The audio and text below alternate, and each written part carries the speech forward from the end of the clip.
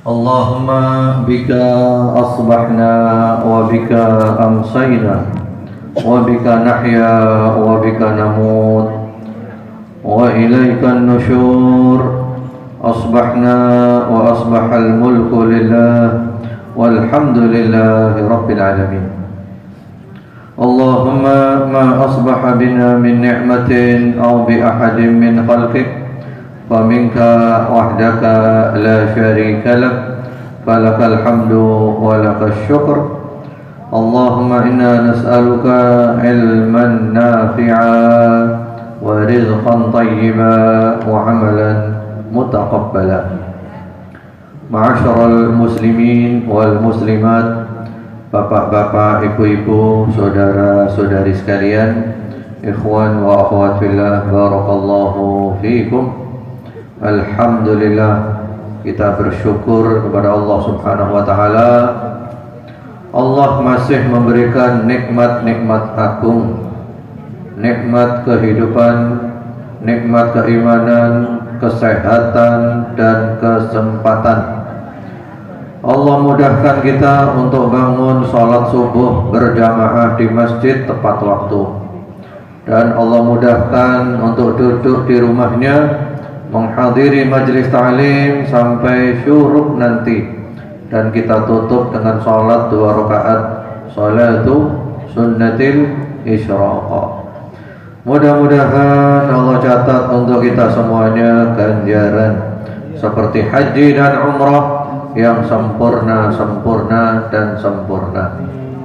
Dan mudah-mudahan pula dengan barakah majelis ta'lim ini di rumah Allah ini, Allah ampuni dosa-dosa kita, Allah maafkan kesalahan kita, Allah terima taubat kita, Allah berikan ilmu yang bermanfaat, rezeki yang baik, yang halal, yang barakah, yang banyak, dan Allah kabulkan semua aktivitas kita.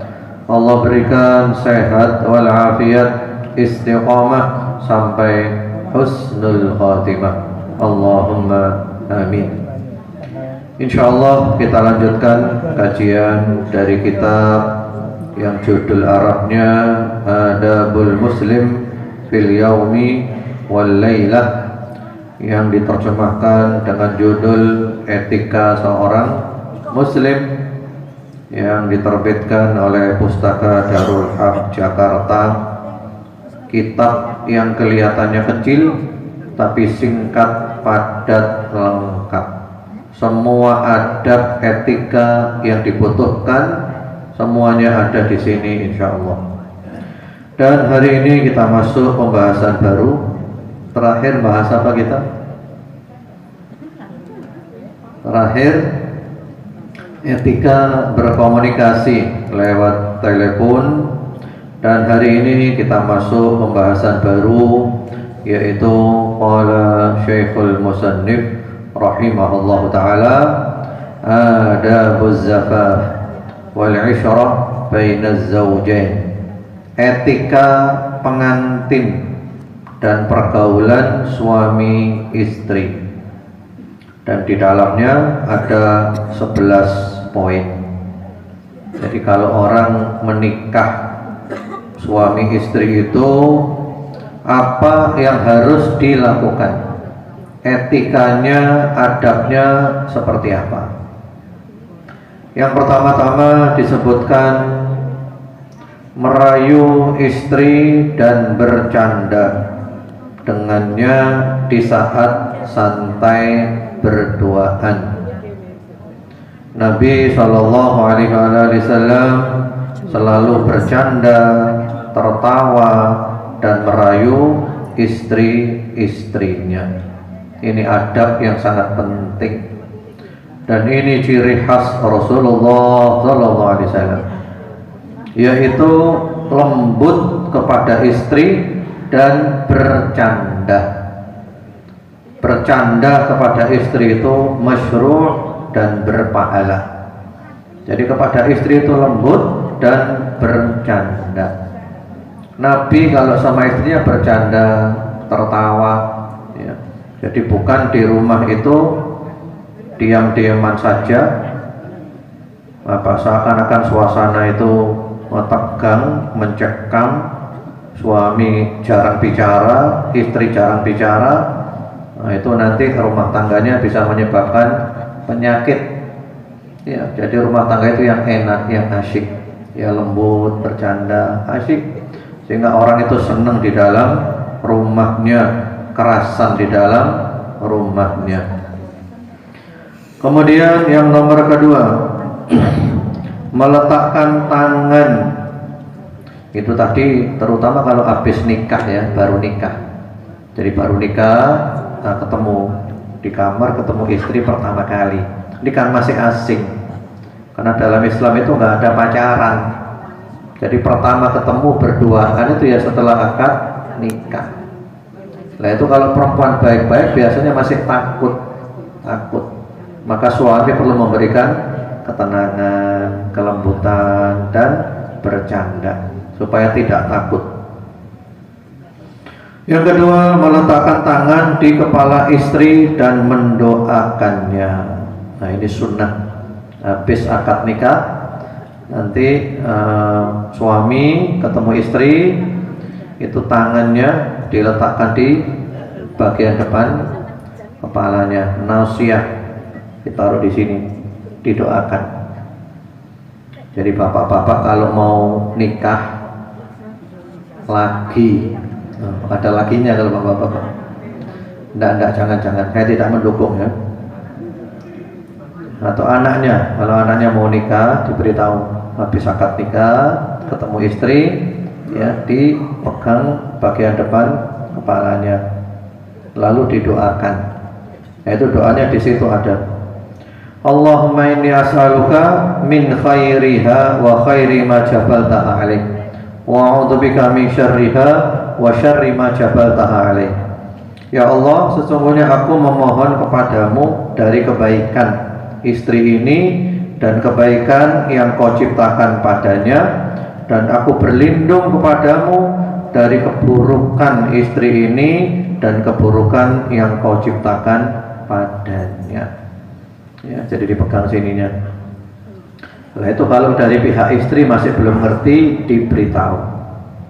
Saya dulu menikah tahun 99 dan ajaran seperti ini belum populer. Ya, hampir semua orang belum tahu. Kami baru pulang dari Saudi, dari sekolah, nikah. Itu kami beritahu pihak keluarga, nanti setelah akad nikah saya akan memegang ya bagian depan kepala istri dan saya doakan. Sudah habis akad nikah ketemu istri, saya doakan. Ya ternyata di sana itu ada undangan-undangan yang melihat. Semuanya bilang, waduh, disowok. Nabi Ustaz Abdullah disowok. Ya. Jadi seperti itu. Jadi kalau belum tahu diberitahu, biar tidak apa, tidak heran. Boleh gak roro mau dikenekno? Waduh, disihir aku rek. Dikira disihir. Padahal ini adalah sunnah. Jadi kita minta sama Allah, ya Allah, hamba mohon kebaikannya istri ini dan kebaikan yang ada padanya, berlindung dari keburukannya dan keburukan yang ada padanya. Ada kaum perempuan yang tanya, Ustaz, lah kalau istri boleh enggak seperti itu juga? Ya, istrinya kemudian memegang kepala suaminya, didoakan juga. Boleh apa enggak? Enggak boleh. Enggak boleh. Karena ini ada maknanya Bapak Ibu. Di antara maknanya itu adalah suami semenjak hari pertama pernikahan setelah akad nikah langsung memproklamirkan, aku adalah imammu, kamu adalah makmumku. Selama aku jadi imam yang baik, kamu taat kepadaku. Kalau aku ngajak maksiat, kamu gak boleh taat. Nah itu seperti itu. Sehingga kalau istri melakukan itu ya tidak cocok, karena istri itu makmum. Jadi ini proklamir, aku imammu. Tadi bapakmu, sekarang diserahkan ke aku. Ini simboliknya ini. Seperti itu.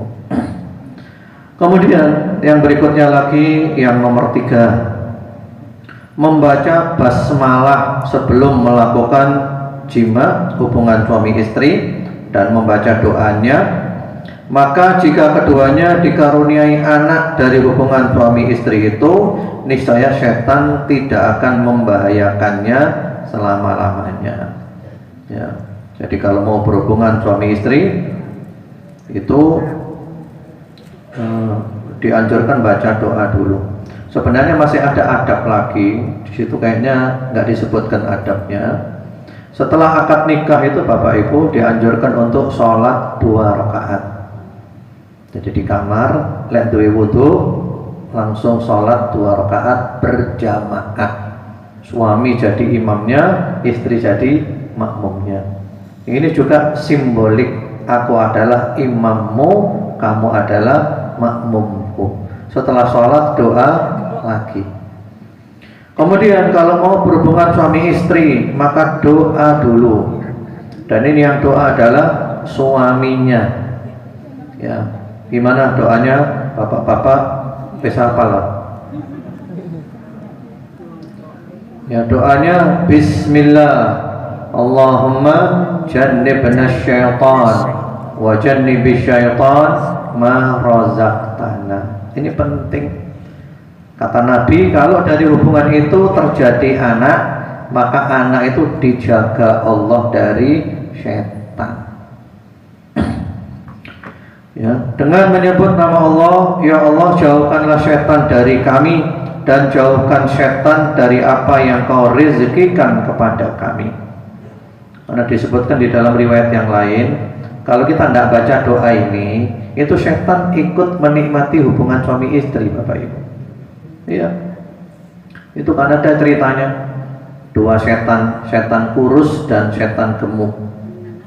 Pernah dengar Bapak Ibu ceritanya? Setan kurus dan setan gemuk. Setan yang gemuk bilang, awakmu kenapa kok kurus? Kemudian yang kurus bilang, awakmu kok iso lemu ya, apa carane? Akhirnya yang gemuk itu bilang, saya gemuk ini karena orang yang saya ikuti itu kalau masuk rumah tidak baca bismillah, sehingga saya ikut masuk rumah. Kalau makan minum tidak baca bismillah, sehingga saya ikut makan dan minum. Kalau berhubungan suami istri tidak baca bismillah, sehingga saya ikut menikmati juga. Makanya lemu aku. Nah gitu ya. Yang kurus bilang, waduh repot, sing tak meloi iki repot, soalnya ngaji dek manarul kate mlebu oma baca bismillah ka iso mlebu, kate mangan kate ngombe baca bismillah ka iso melok, kate berhubungan suami istri baca bismillah ka iso melok, payah kuru akhirnya aku. Ya seperti itu. Ini penting Bapak Ibu. Setan melok menikmati, sehingga kalau ada hasil anak itu anak ada pengaruh setannya. Ini adalah usaha, ini adalah upaya. Baik. Kemudian yang nomor keempat, jika sebenarnya itu di redaksi Arabnya itu nomor 3 itu sholat 2 rakaat, tapi tidak tahu kok di situ kok tidak ada, kok dilangkai. Di redaksi Arabnya, saya punya kitab Arabnya itu nomor 3 itu sholat 2 rakaat, tapi di terjemahnya tidak ada, langsung yang keempat. Baik, yang keempat, jika suami ingin mengulang senggama dalam satu malam, maka dianjurkan berwudu terlebih dahulu. Lalu disebutkan hadis Rasulullah Sallallahu Alaihi Wasallam. Jadi kalau habis berhubungan suami istri mau ngulangi lagi, disuruh wudu dulu. Itu katanya Nabi supaya lebih bersemangat. Bayangkan Bapak Ibu, Islam itu ajaran sesempurna ini, universal seperti ini. Sampai masalah koyok ngene gitu dibahas. Dan ada sanadnya langsung bersambung sampai ke Nabi. Ono ndak agama liya koyok ngene? Gak ono Bapak Ibu. Ya, ini hadis bisa dipertanggungjawabkan dengan mata rantai perawinya bahwa ini benar-benar dari Nabi Muhammad SAW. Jadi kalau habis berhubungan suami istri mau ngulangi lagi dianjurkan untuk wudu dulu biar semangat. Nggak wudu nggak apa-apa, wudhu lagi lebih afdal dan mengamalkan sunnah. Demikian. Kemudian yang kelima, disunnahkan bagi kedua suami istri berwudhu sebelum tidur sesudah melakukan jima. Nah, yang nomor 5 ini penting dijelaskan Bapak Ibu. Jadi kalau habis berhubungan suami istri sebelum tidur, apa yang dilakukan? Kalau kita lihat di hadis-hadis Rasulullah SAW, kalau kita kumpulkan, itu Nabi pernah melakukan semuanya. Yang pertama paling afdol, habis berhubungan suami istri, mandi dulu, mandi janabah. Kemudian baru tidur. Tinggal tidur dalam keadaan tidak berhadat, baik besar ataupun kecil. Ini paling afdol nomor 1. Yang nomor 2, mencuci kemaluannya dan berwudu. Ini yang disebut di poin tadi itu. Yang ketiga, mencuci kemaluan saja tanpa wudu. Yang keempat, langsung tidur tanpa menyentuh air. Itu semuanya pernah dilakukan oleh Nabi Muhammad SAW. Kanjeng Nabi tahu ngelakoni kabeh. Itu disebutkan di dalam kitab Adabuz Zafaf karya Syekh Al-Albani rahimahullah ta'ala. Jadi paling afdal pertama bagaimana Bapak Ibu?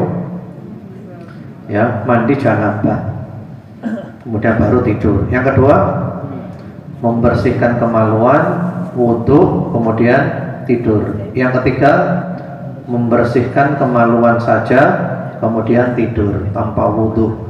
Yang keempat, langsung tidur tanpa menyentuh air.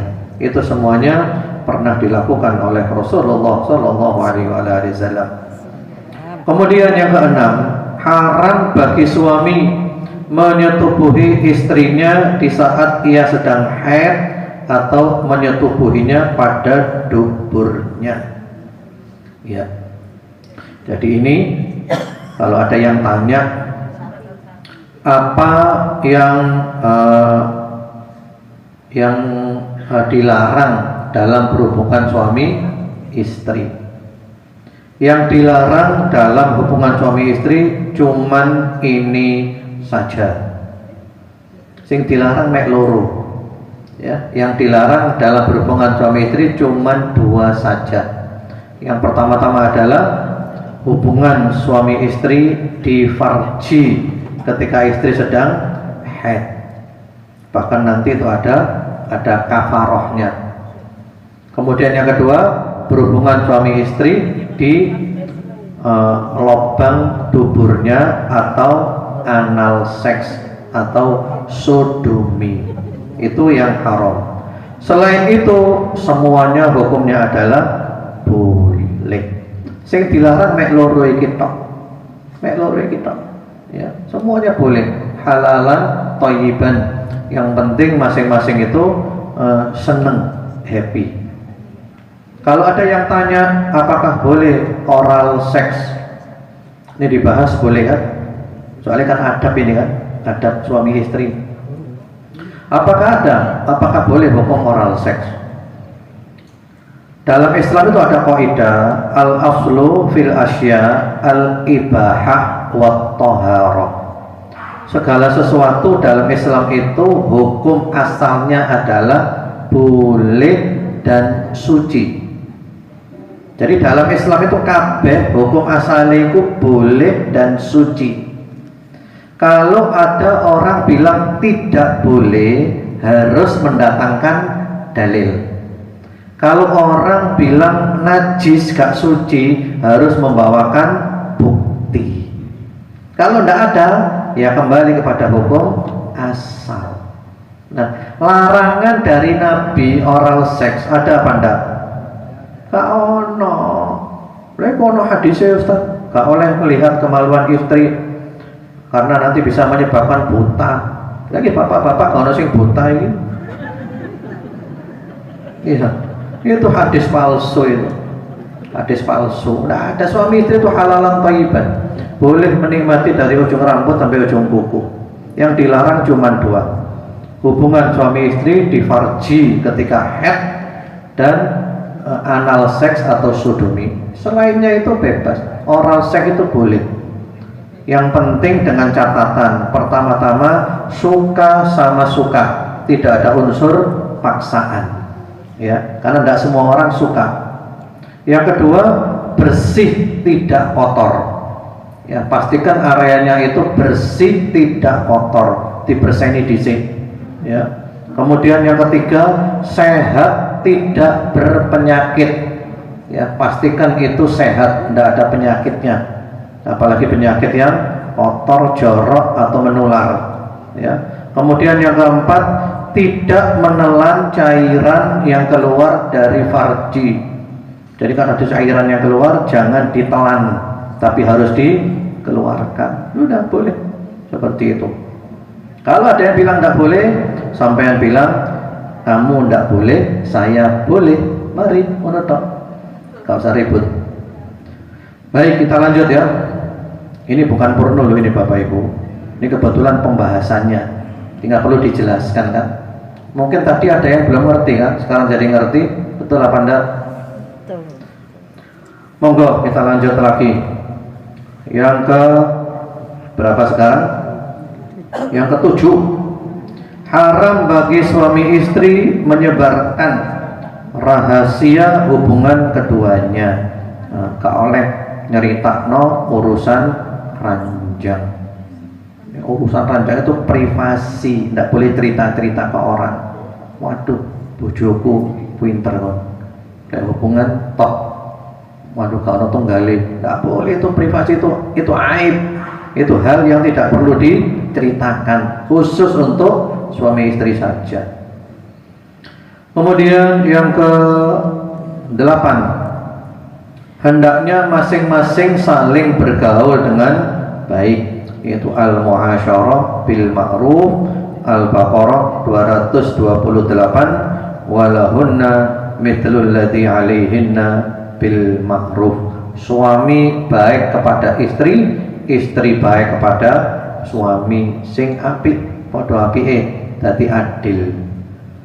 Bapak-bapak kalau minta istrinya baik, tapi bapak-bapak tidak baik kepada istri, atau sebaliknya ibu-ibu minta suaminya baik tapi ibu-ibu tidak baik kepada suami, itu masuk di dalam surat wailul lil mutaffifin. Itu namanya orang yang curang, haknya ingin dipenuhi tapi tidak memenuhi haknya orang lain.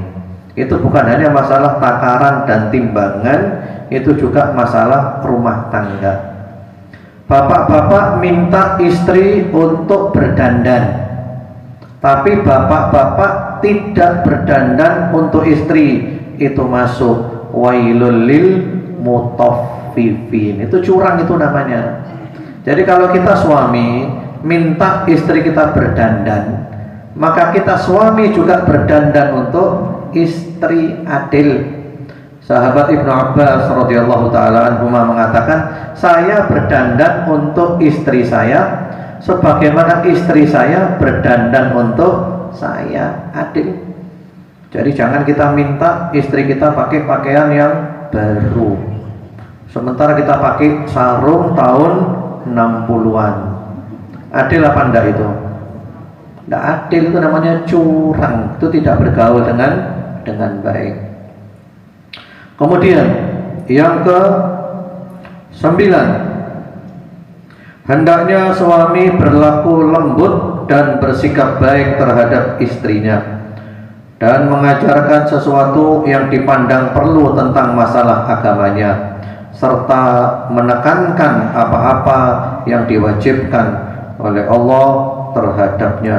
Wah, ini penting Bapak Ibu, ya. Ini tanggung jawab paling besar dalam rumah tangga. Ya ayyuhalladzina amanu qu anfusakum wa ahlikum naro. Ya, kita para suami harus mendidik istri dengan cara yang terbaik, menyelamatkan istri dan keluarga dari api neraka.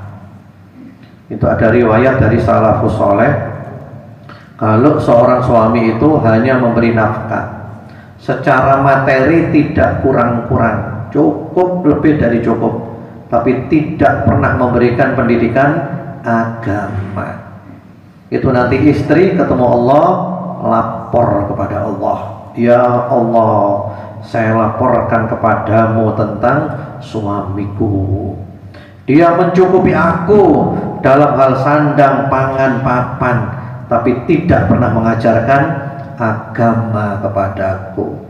Ini penting Bapak Ibu. Jadi ini proyek yang besar. Itu kalau pakai bahasanya Nabi di buku itu, ala wastausu bin nisa'i khaira fa innahunna awanun indakum. Ingatlah, saling berpesanlah untuk berlaku baik kepada istri, karena sesungguhnya mereka adalah tawanan di sisi kalian. Jadi Kanjeng Nabi kuara istri seperti apa? Kayak apa Bapak Ibu? Kayak tawanan. Seperti apa sifat tawanan itu? Kayak apa sifat tawanan itu? Tawanan itu nggak berdaya, lemah. Istriku ndek oma, ya, di rumah kita ambil dari rumah bapaknya, ibunya di rumah kita, nggak berdaya dia itu. Jangan dolim sama dia, karena itu suami yang buruk, yang busuk adalah suami yang mendolimi istrinya. Lecek, wanine karo bojone tok, mbek wong wedok, iki kudu wong lanang iki. Iya, kalau ada perempuan kasar sama istri, ini orang lanang kurang ngajar, berandal ini. Istri itu lemah, seperti tawanan. Itu lemah dia itu. Ya. Jangan didolimi. Tapi wallahu a'lam, kalau bapak-bapak saya tidak tahu, mungkin bapak-bapak didolimi istrinya saya tidak tahu. Lek kualik nggak roh aku. Karena ada KDRT bukan hanya dari suami, tapi juga KDRT dari istri. Ya, jadi wong lanang sing kasar nang wedok iku wong lanang gak bener iki. Lecek. Wanine karo bojone gak berdaya, di omah lemah. Bahkan istri itu wasiatnya Allah langsung. Allah bilang apa? Wa ashiruhunna bil ma'ruf. Pergaulilah istrimu dengan cara yang terbaik. Sing ngomong Gusti Allah langsung, bukan nabi, bukan bapaknya, bukan ibunya, Allah langsung. Karena itu kalau ada laki-laki kasar kepada istrinya, laki-laki kurang ngajar, top kurang ngajar wis, itu jalur anakmu. Iya, itu ada khutbah nikah itu, ada orang mau nikah, khutbahnya viral di mana medsos itu, dia berpesan kepada calon mantunya, iki anakku, mulai di perut ibu saya apa? Saya sayang, lahir tak sayang, sampai detik iki tak sayang. Aku gak tahu kasar, gak tahu ngamuk, gak tahu ngilokno, gak tahu elek nang anakku. Dan sekarang mau saya serahkan kepadamu. Tolong jaga dia, sayangi dia. Kalau ada salah, luruskan dengan lembut, dengan sayang. Ojo dikasari. Lek kon wis gak seneng ambek anakku, balik nang aku, tak terima. Ya, sing penting ojo di apa? Ojo dikasari, gak terima aku. Karena itu, istri itu boleh minta cerai kalau suaminya kasar, walaupun kasarnya cuma 1 kali. Kasar sepisan tok. Itu secara syar'i istri boleh minta cerai. Misalnya suami ngomong ke istrinya, ya, BODOH, apa itu? Bodoh. Atau GOBLOK. Oh, belum. sing lanang ngomong sepisan tok, anjene goblok. Ah, wis cukup, aku tak jaluk cerai. Itu boleh, syar'i. Syar'i. Bapakku iku lho, ibuku, mulai dari perut ibu sampai dino iki gak tau goblok-goblokno aku. Sekarang diserahkan ke kamu, bukan kamu goblok-goblokkan saya. Kamu sayangi, kamu cintai. Lek salah ya lurus no, loh. Tanggung jawabnya laki-laki itu adalah sabar menghadapi istrinya. Karena itu diantara hikmah pernikahan yang paling dahsyat, itu suami dapat ganjaran besar ketika sabar menghadapi sifat-sifat buruknya istri. Karena apa? Nabi bersabda, istri itu diciptakan dari apa? Dari apa? Tulang rusuk yang bengkok. Dilurus tuh gak iso.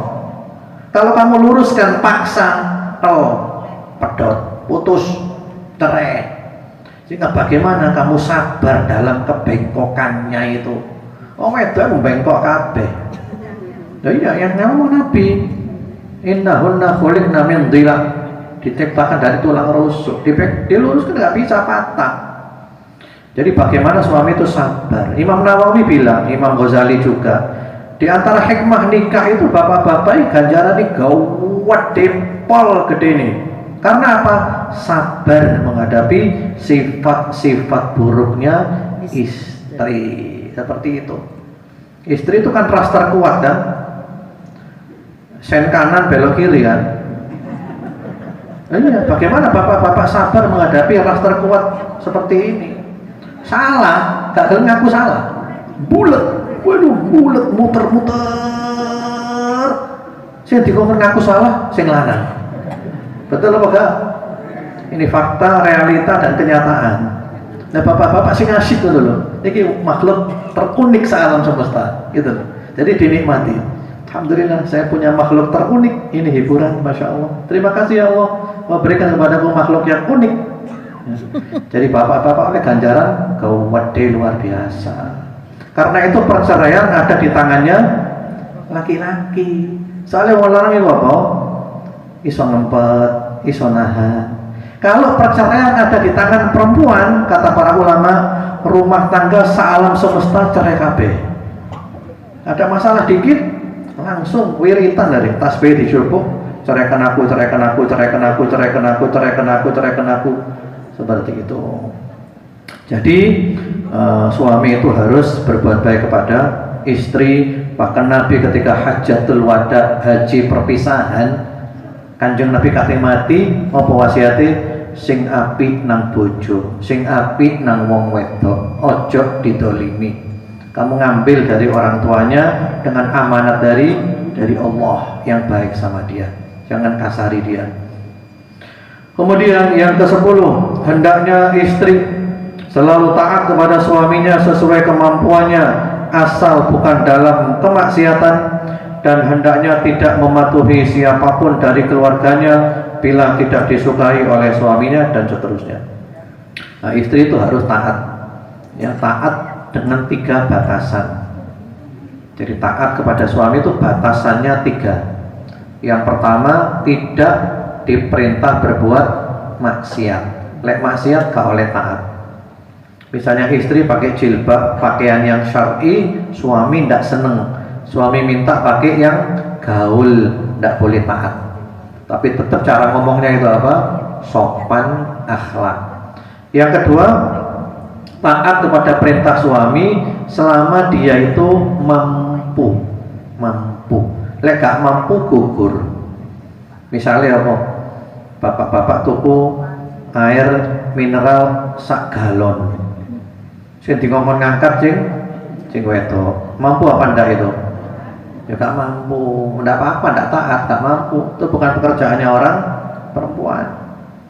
Yang ketiga, tidak membahayakan.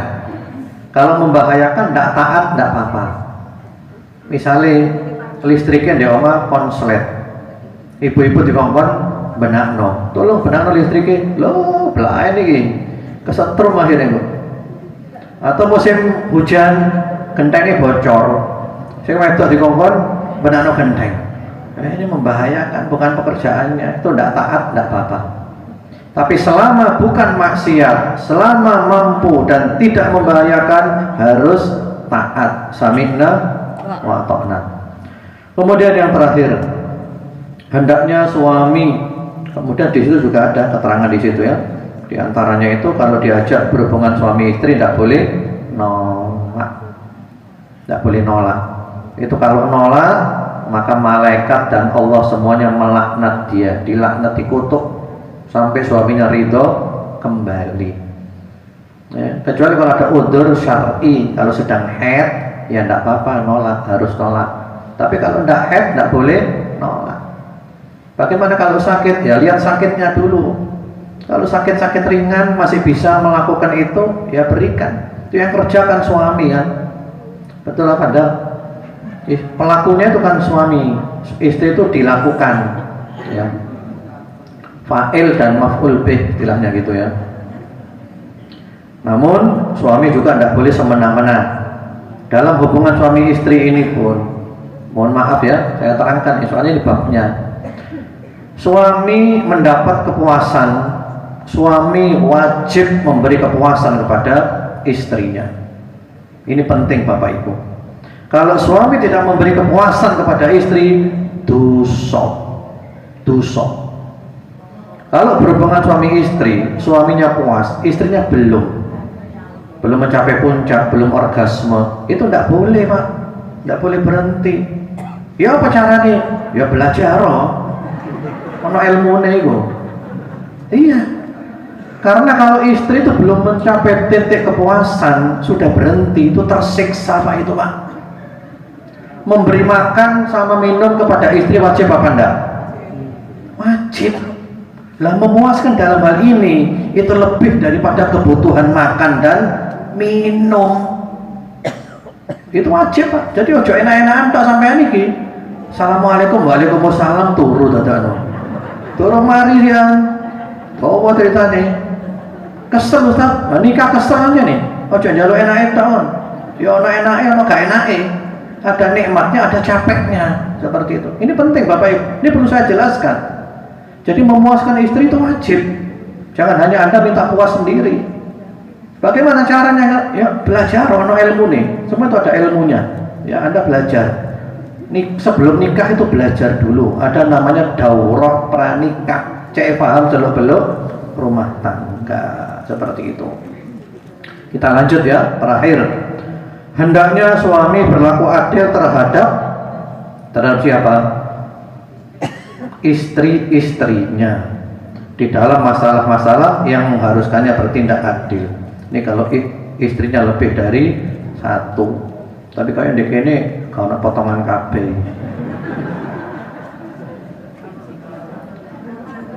Jadi kalau istrinya lebih dari satu maka harus apa? Adil. Nanti ada pembahasan masalah adil. Betul Pak, poligami itu indah Pak. Kalau kita punya ilmunya Pak, mencium pun harus adil. Kon ngambung sing kono, sing kene ambungan pisang.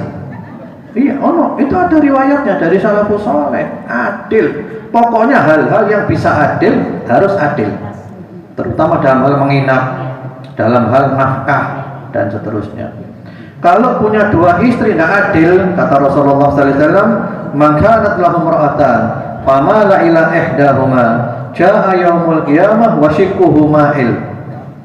Orang yang punya dua istri dan dia condong kepada yang satu, dia tidak adil, maka nanti hari kiamat datang, ya, pinggulnya itu bengkok. Jadi kok kiamat kok ngene, Pak. Melakukan yang ini, Pak. Leka apa? Keadil. Naudzubillahi min dzalik. Poligami itu indah Pak, kalau punya ilmunya. Sampai kalau belajar poligami, ilmu poligami, insya Allah wedi kate poligami Pak. Karena apa? Waduh, tanggung jawabnya itu luar biasa. Bukan sekedar nikah gitu saja. Demikian, wallahu a'lam bishawab. Mohon maaf kalau tadi ada bahasa-bahasa yang agak vulgar, itu tidak ada maksud apapun. Ya memang harus dijelaskan. Itu Nabi itu memuji perempuan-perempuan Ansor karena mereka itu tidak malu tanya kepada Nabi masalah-masalah sensitif dalam rumah tangga demi untuk mengetahui hukumnya. Termasuk sampai masalah haid dan istihadah. Wis suci apa durung? Sampai Nabi bilang apa? Tempelkan kapas ke farjimu. Ditempelkan ke farjinya lalu ditunjukkan Nabi, ini ya Nabi sudah suci atau belum. Nah, itu karena hukum untuk menentukan apa? Menentukan hukum, bukan untuk niatnya itu pornografi. Demikian, wallahu a'lam bishawab. Semoga bermanfaat. Mudah-mudahan Allah jaga kita, Allah lindungi kita, Allah selamatkan kita, Allah berikan sehat walafiat, istiqamah sampai mati, husnul khatimah. Wa sallallahu wa sallama ala sayyidina Muhammadin wa ala alihi walhamdulillahi rabbil alamin. Subhanakallahumma wa bihamdika asyhadu an la ilaha illa anta astaghfiruka wa atubu ilaik. Wassalamualaikum warahmatullahi wabarakatuh. Waalaikumsalam warahmatullahi